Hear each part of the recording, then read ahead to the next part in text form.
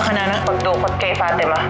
Wow! Wait! Nadukot si Fatima? Ibalik mo ang anak ko. Hindi yan naman sasaktan ng bata. Pupuntahan ko si Miguel. Nasaan si Fatima? Wala dito si Fatima.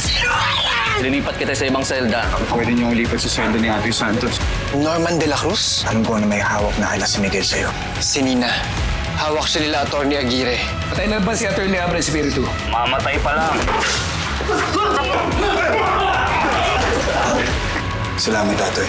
I'm gonna need you to write a statement on behalf of the law firm to make sure that he will pay for his crimes. Kaya ba may inutulong mo dahil nakapag-bail si Atty. Abra? Si Judge Ernesto Laguarda. Malaki ang utang na loob niya kay Dad. Pwede natin siyang lapitan. Maglalabas ako ng search warrant para sa anak mo.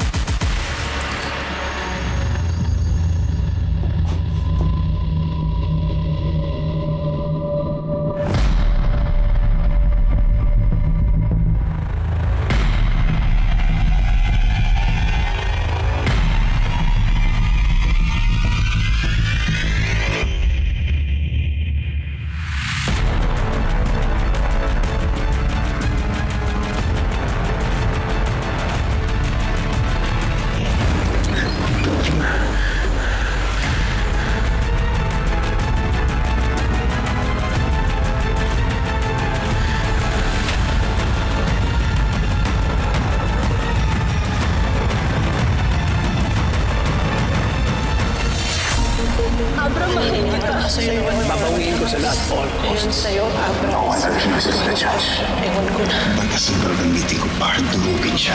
Kanila, napapahirapan ng mga makapangyarihan. Lalo pag nasa baba kanila, para kalang lang madali na tapakan. Nilahin kanila hanggang mawala ng pag-asa at makakapitan. Ganda na ba ang kapalaran ng bawat isa? Hanggang sa uli, gusto mong harap, hindi para sa sarili, kundi para sa iba. Kahit mahirapan na doon sa lipunan, puro sabihin, pinipilit ko pa rin abuti. Alam ko na madaming pagsubok ang dadaan, kahit nakamatayan man sa atin nakapag. Kaya di ka mapabayaan, ipaglalaban, hahawakan ang kamay. Ako'y manindigan para sa lahat, kahit naroon ang hustisya ay marilap. Hindi ko isusuko lahat, kahit na malapit. Hindi ko isusuko, papaluin ang hanapin. Ipaglaban kita hanggang sa muli.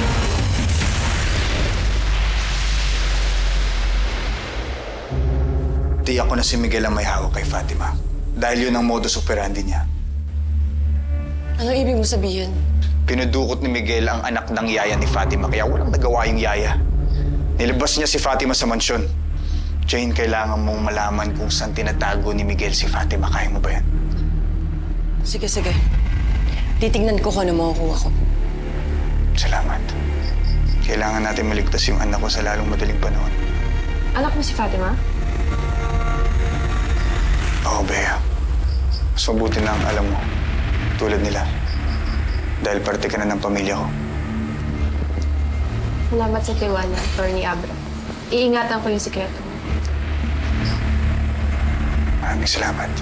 Balik tayo sa sinasabi mo kanina, Tony. Pinudukot ni Miguel si Fatima dahil alam niyang magiging mahina si Mercy. Mapupuwersa si Mercy na pumayag sa lahat ng gusto ni Miguel. Dahil mahal na mahal ni Mercy ang anak namin. Pero hindi lang doon tumitigil ang kahayupan ni Miguel. Yung karelasyon ni Atoy, si Nina, na kay Miguel. At yun ang dahilan kung bakit tinura ko ni Atoy bilang mastermind sa tangkang pagpatay kay Judge. Sa riot, sa loob ng kulungan, tinulungan ulit ako ni Atoy. At bilang pagtanaw ng utang na loob, nangako ako sa kanya na liligtas natin ang karelasyon niyang si Nina. Kaya kailangan natin iligtas si Nina.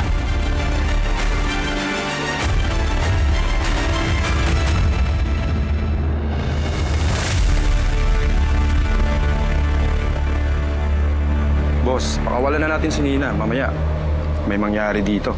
Mapapatay tayo ni Atoy. Lalo ngayon, nakatakas pala siya. Natatakot ka sa kanya. Ano pinagsasabi mo, ha? Boss, aminado naman ako na mas magaling sa akin si Atoy. Saka, ibang usapan to. Pag namatay sa akin si Nina, hindi niya tayo titigilan hanggat hindi tayo napapatay. Oh, problema ba yun? Eh di huwag mo kayaan mamatay. Gamitin mo kukote mo kaya. Dali mo sa doktor, paggamot mo. Paano kung bigla akong isumbong sa mga polis?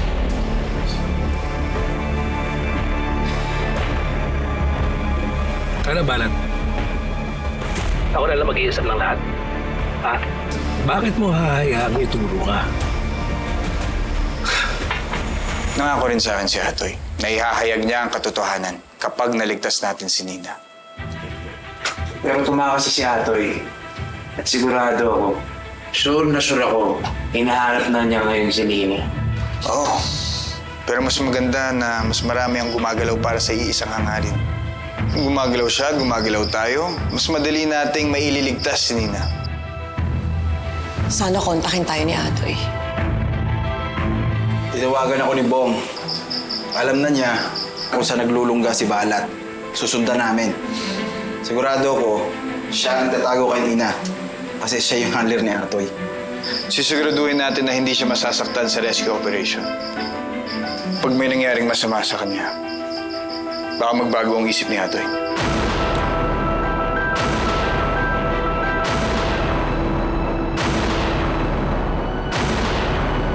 Hindi mo pwedeng hayaang makuha ni Atoy si Nina. Dahil si Nina, kailangan natin siya para mahuli natin si Atoy. Si Atoy, kailangan natin para may pagpatuloy niya yung pagdidiin kay Abra. Klaro na siguro yun, oh. Huwag kang mag-alala, boss. Lumipat muna ako ng bagong safe house. Kasi alam kong babawiin siya ni Atoy. Okay, kasanyan na ipatibang para makuha na natin yung Atoy na yan. Balat, papaalala ko lang sa'yo, ah. Hawak ko pamilya mo. Lagi ako may mga tao nagpapantay sa kanila. Asawa mo, anak mo, hindi mo sila matatago sa akin. Boss, hindi. Hindi ko kayo susuwayin. Huwag mo naman galawin yung pamilya ko, boss.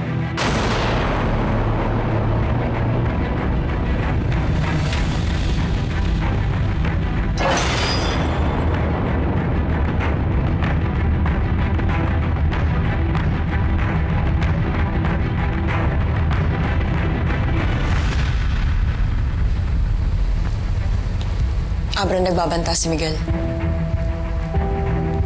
Siguro mas makakabuti kung dito na muna kayo ni Bea sa safe house. Magpalamig muna kayo.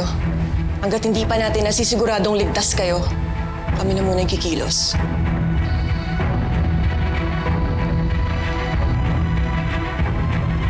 Hanggat hindi nakakulong si Miguel, hindi ako ligtas, alam mo yan.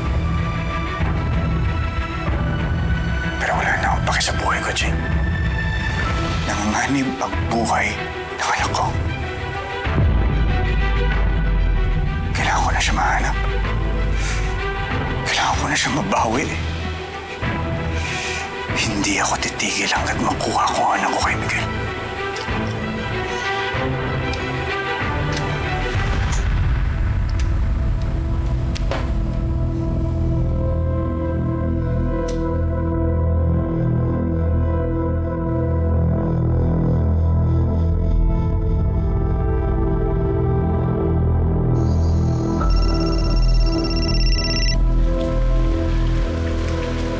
Hello?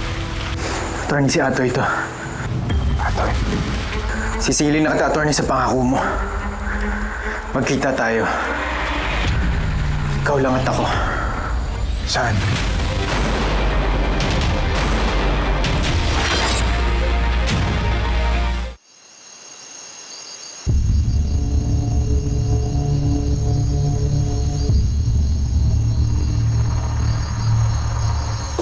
Salamat sa agad na pagdating. 2 beses mo na niligtas ang buhay ko. Maliit na bagay ito kumpara sa ginawa mo para sa akin. Kailangan kong tulong mo para mahanap kung saan tinago ni Balat si Nina. Abandonado na ang dating safe house na gamit namin. Na-project na ng grupo si Balat. Matagal na namin alam na siya yung handler mo. At may ugnayan siya kay Atty. Aguirre. Ibig sabihin, alam niyo kung nasan si Nina. Hindi. Pero alam ko kung saan nakatira si Balat. Kahit ako, hindi ko alam kung saan nakatira si Balat. Kailangan lang natin siyang pauwiin.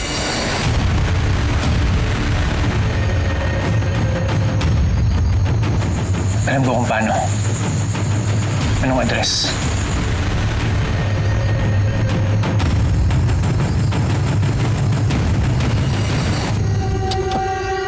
Wala pa ba yung karidebo natin? Masyado ko naman mainipin. Isang oras pa yun.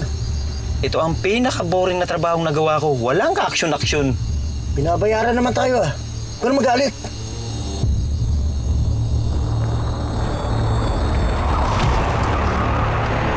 Sino mo ngayon?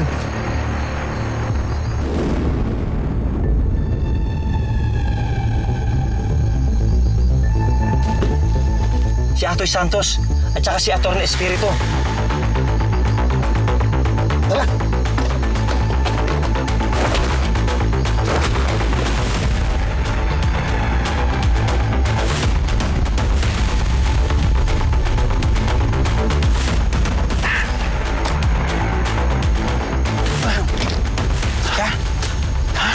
Ang galing natin. Fairness ha, galing mo, napabilib mo ako dun ha. Alam mo, pwede tayong tag team. Galing mo, sige. Relax ka lang, dalawa pa lang yan. Alerto ka, baka magulat tayong mga kalaban natin. Dalawa pa lang ba yun?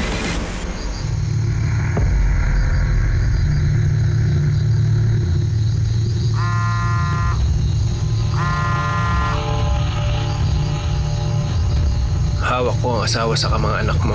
Sundin mo sila dito sa 350 Parcel Street, Santa Clara, Rosario. Huwag kang magsumbong sa ama mo kundi patay sila. Dalhin mo si Nina. Darating ako kasama si Nina. Huwag mo silang sasaktan.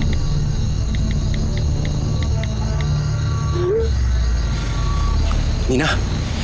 Nina, gumising ka! Nina, pakiusap, gumising ka! Nina! Nina, gumising ka! Utang na lubog ang mamamatay, dadalhin kita kay Atoy, tara! Hoy, ano yan? Huwag na kayong makialam dito. Ako na bahala. Hindi mo pwede alisin yan. Nagbilis si Atty. Aguirre.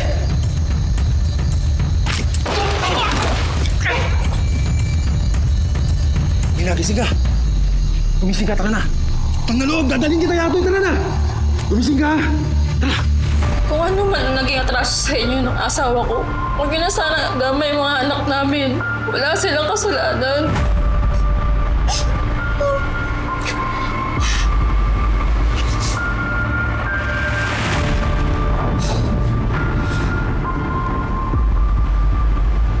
Huwag kayong mag-alala. Hindi kami gaya ng iniisip niyo. Hindi namin kayo sasaktan. Gusto ko lang mabawi si Nina kay Balat.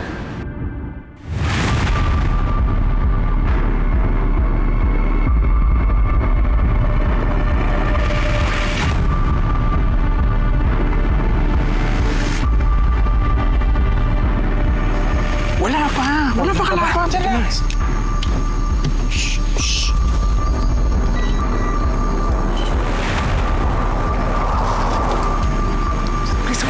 Bilisan mo.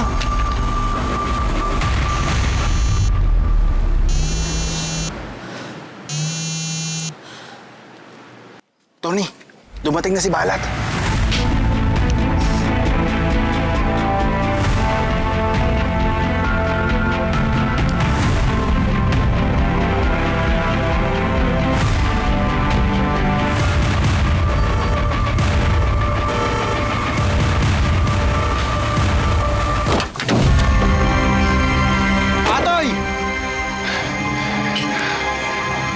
Asan ang pamilya ko? Huwag kang mag-alala, Balat. Ligtas sila.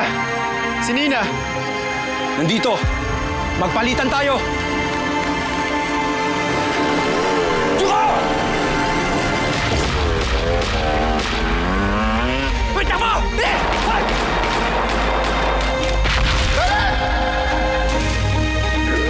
Balat!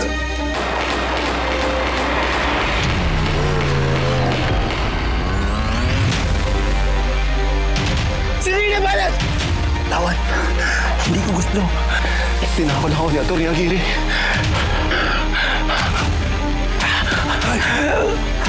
Yung pamilya ko, huwag mo silang mamamayaan.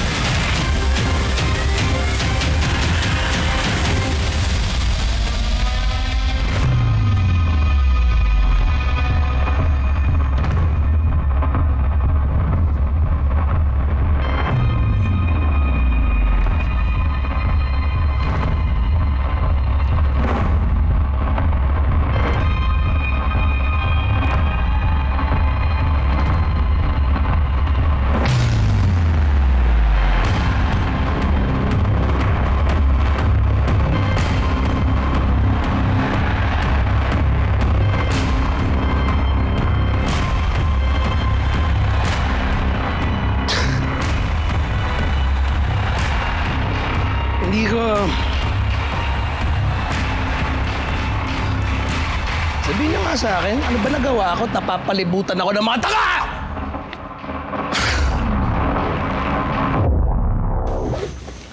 Mabuti na ang kondisyon ng pasyente. Kailangan niya na lang ngayon sapat na pahinga. Siguraduhin niyo yung dextrose niya kapag naubos, mapalitan kagad. Jane, alam mo na yan. Tinuro ko na sa'yo yan. Okay, kuya. Dok, ano pong dahilan bakit siya dinugo?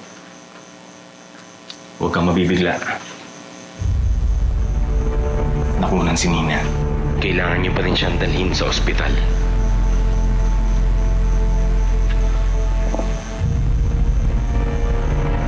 Tutuloy na ako. Maraming salamat, Dok. Mag-ingat ka. Mag-ingat din kayo. Lalo ka na. Dok, nandito na po kayo.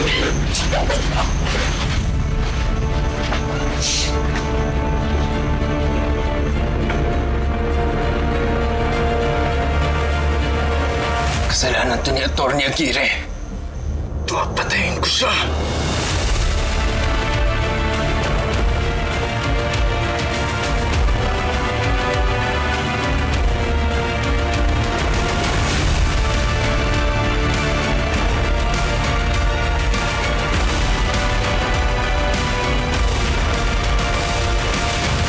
Ako'y maninindigan para sa lahat. Kahit na alam ko na hustisya ay mahirap. Hindi mo pipigilan, di titigilan. Tumawag ang sekretary ni John. Handa na daw ang search warrant. Halika na, sunduin na natin si Fatima. Kahit baliktarin niyo ba ang bahay ko, wala dito si Fatima.